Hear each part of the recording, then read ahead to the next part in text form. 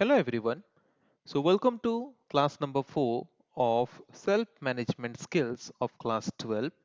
So last class तक already हमने session 1 session 2 complete कर दिया था और सेशन 3 का पर्सनालिटी डिसऑर्डर का जो पार्ट है वो हमने डिस्कशन शुरू किया था और लास्ट क्लास में हमने ये भी डिस्कस कर लिया था कि पर्सनालिटी डिसऑर्डर क्या है और उसका जो फर्स्ट क्लस्टर है मतलब first category of personality disorder है जो कि क्या था first category of personality disorder जो था वो ऑलरेडी हमने लास्ट क्लास में डिस्कस कर दिया था।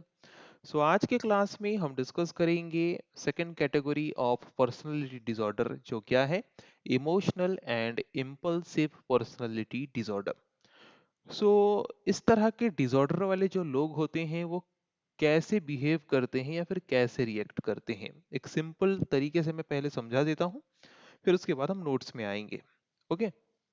So emotional and impulsive disorder वाले जो लोग होते हैं वो बहुत ही इमोशनल होते हैं और इमोशनली बिना सोचे किसी भी सिचुएशन में बिना सोचे वो तुरंत ही रिएक्ट कर देते हैं, तुरंत ही बिहेव कर देते हैं, जो कि अनएक्सपेक्टेड होता है, अनयूजुअल होता है, जिसके द्वारा जो रिलेशनशिप है वहाँ पे अनहेल्दी होता है, अनस्टेबल हो जाता है, लोगों के साथ प्रॉपर रिलेशनशिप नहीं रह पाता।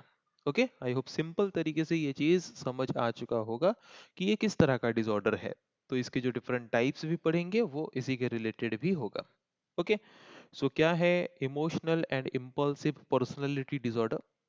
This personality disorder this personality disorder is characterized by unstable moods and behavior। इस तरह के पर्सनालिटी डिसऑर्डर में जो उसका कैरेक्टरिस्टिक क्या है कि इस तरह के पर्सनालिटी डिसऑर्डर वाले जो लोग होते हैं उनका जो मूड होता है वो अनस्टेबल होता है, बिहेवियर जो है वो अनस्टेबल है, किस सिचुएशन में किस तरह से बिहेव करेंगे, किस तरह के सिचुएशंस में किस तरह का मूड उनका होगा वो किसी को नहीं पता होता। उस तरह के डिसऑर्डर वाले जो लोग होते हैं उनको बोलते हैं emotional and impulsive personality disorder. Okay. तो जिसके वजह से क्या होता है which lead to unhealthy and unstable relationship. अलग अलग सिचुएशंस में अलग अलग तरीके से रिएक्ट करेंगे जिसके द्वारा लोगों के साथ उनका रिलेशनशिप अच्छा नहीं होगा। इमोशनल इंस्टेबिलिटी, इमोशनली वो स्टेबल नहीं रहेंगे। Okay. And feeling of worthlessness, और खुद को ही फिर कुछ टाइम बाद फील होगा कि वो वर्थलेस हैं, मतलब वो वैल्यूलेस हैं, वो कोई भी काम के लिए एलिजिबल नहीं है। ओके। एक एग्जांपल हम ले सकते हैं। एक स्टूडेंट है सनी, हाई स्कूल में पढ़ता है।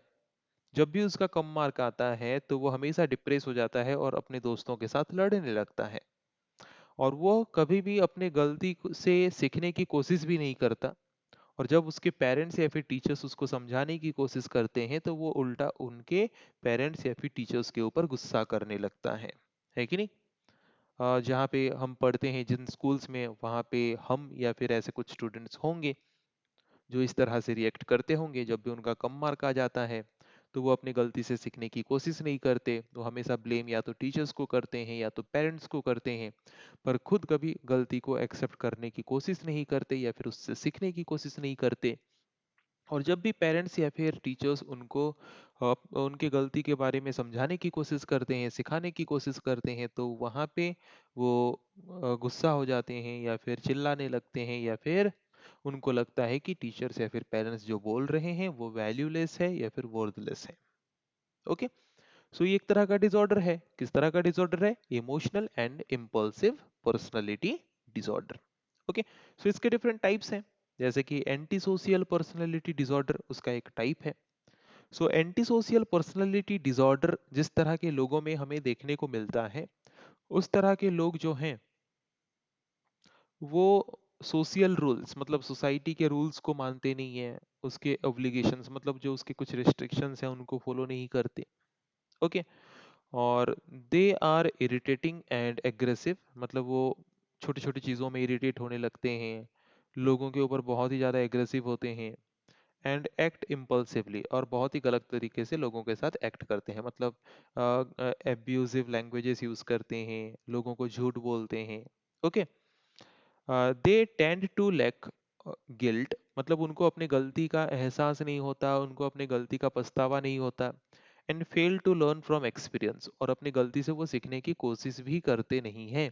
इस तरह के डिसऑर्डर वाले लोग, दे मे लाई, झूठ बोलते हैं, चोरी करते हैं, गाली देते हैं, and may also get addicted to alcohol और ड्रग्स। इस तरह के लोग जो हैं वो अल्कोहल या फिर ड्रग्स एडिक्टेड भी होते हैं।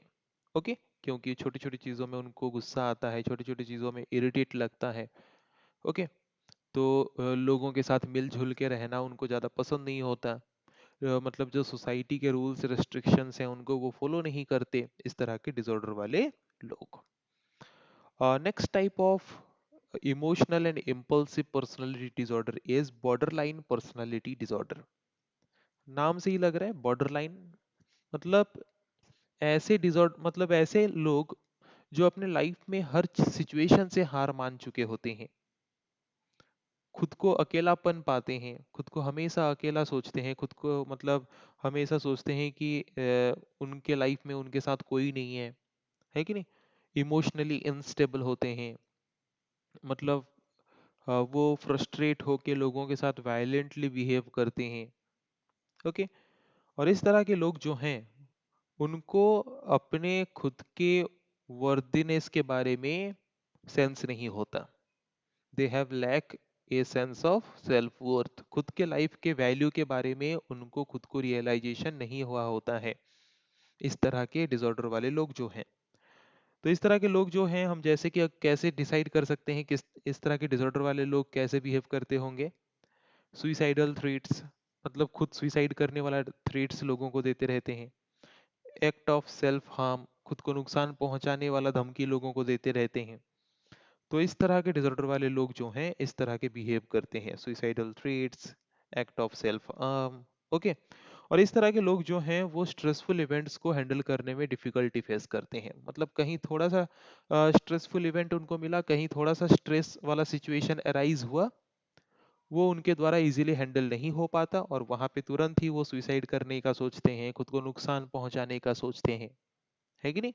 अपने आसपास ऐसे बहुत से दोस्तों को देखे होंगे कि कोई एक स्ट्रेसफुल इवेंट हुआ, कोई एक गलत चीज उनके साथ हुआ, तो हार मान के तुरंत ही सुइसाइड करने के बारे में सोचते हैं। तुरंत ही खुद के हाथ को काट के खुद को नुकसान पहुंचाने की कोशिश करते हैं। तो ये एक तरह का पर्सनालिटी डिसऑर्डर है जिसको हम बोलते हैं borderline personality disorder. Okay, next type of emotional and impulsive personality disorder is histrionic personality disorder. So इस तरह के डिसऑर्डर में लोग कैसे एक्ट करते हैं, इस तरह के डिसऑर्डर वाले जो लोग होते हैं वो उनका मेन टारगेट क्या होता है, लोगों से अटेंशन पाना, मतलब किसी भी तरह के ओवरली ड्रामेटिक बिहेवियर करके, है कि नहीं। मतलब ऐसे कुछ होंगे, ऐसे कुछ सराउंडिंग में लोग हम देखते होंगे जो कि बाकियों से अटेंशन पाने के लिए, मतलब ऐसे कुछ लोग होते हैं ना जो चाहते हैं कि हमेशा हमें लोग देखते रहें, हमें लोगों से अटेंशन मिलता रहे, है कि नहीं। उसके लिए वो अलग अलग तरीके के ड्रामेटिक एक्टिविटी करते रहते हैं, बिहेवियर्स शो करते रहते हैं, है कि नहीं। जैसे कि कुछ ऐसे स्टूडेंट्स होते हैं जो टीचर्स के सामने जाके उनसे अटेंशन पाने के लिए वहाँ पे मतलब कुछ ड्रामेटिक बिहेवियर करते हैं, अच्छा खुद को शो ऑफ करने की कोशिश करते हैं, है कि नहीं।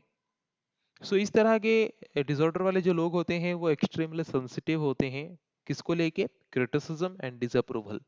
इस तरह के लोगों को क्रिटिसिज्म, अगर कोई क्रिटिसाइज कर दे मतलब कोई थोड़ा पब्लिकली गाली दे दे, या फिर उनके मतलब अटेंशन पाने के लिए उन्होंने जो बात बोला उस बात को अगर टीचर डिसअप्रूवल कर देते हैं, एग्री नहीं होते उसमें, तो जिसके द्वारा इन सारी चीजों को लेके वो सेंसिटिव होते हैं, मतलब उनको इमोशनली तुरंत ही हर्ट हो जाता है, जिसके द्वारा वो इजीली क्या हो सकते हैं, इन्फ्लुएंस हो सकते हैं किसी के द्वारा भी, जिसके द्वारा उनको इजीली कोई गलत रास्ते पे इन्फ्लुएंस कर सकता है। Okay, next type of personality disorder किस तरह का, emotional and impulsive personality disorder का नेक्स्ट टाइप है नर्सिस्टिक पर्सनालिटी डिसऑर्डर। सो इस तरह के डिसऑर्डर वाले जो लोग होते हैं वो हमेशा सोचते हैं कि वो सबसे इंपॉर्टेंट है, जहाँ पे भी जिस सराउंडिंग में वो हैं वो सबसे इंपॉर्टेंट है। जैसे कि कोई एक ऑर्गेनाइजेशन में कुछ एम्प्लॉइज काम कर रहे हैं, वहाँ पे कुछ एम्प्लॉय हैं, वो सोचते हैं कि हमसे बिना पूछे कोई काम यहाँ पे कोई कर ही नहीं सकता, वो खुद को इंपॉर्टेंट सोचते हैं। ऐसे सराउंडिंग में कुछ स्टूडेंट्स होते हैं जो सोचते हैं कि हमारे बिना तो स्कूल का ये एक्टिविटी हो नहीं सकता, स्कूल का ये काम हो नहीं सकता, हम हैं तभी ये स्कूल चल रहा है, हम हैं तभी स्कूल में ये इतना प्राइजेस स्कूल को मिल रहा है। ऐसी चीजें होता है। ओके। मतलब हम एक सराउंडिंग में, एक एनवायरनमेंट में अगर हम सबसे इम्पोर्टेंट खुद को हम सोचने लगते हैं, तो ये एक डिसऑर्डर है। किस तरह का डिसऑर्डर है? नैर्सिसिस्टिक पर्सनालिटी डिसऑर्डर। सो इस तरह के डिसऑर्डर वाले लोगों में they lack empathy for other people. मतलब इस तरह के जो डिसऑर्डर वाले लोग होते हैं, वो बाकी कोई इंसान अगर अच्छा कर रहा है तो उसको सपोर्ट देना, उसको हेल्प करना, इस तरह का नेचर इनमें देखने को नहीं मिलता। And tend to exaggerate their own achievements, और खुद जो अचीव किए होते हैं उसको बढ़ावा देते हैं, उसको शो ऑफ करते हैं। ओके।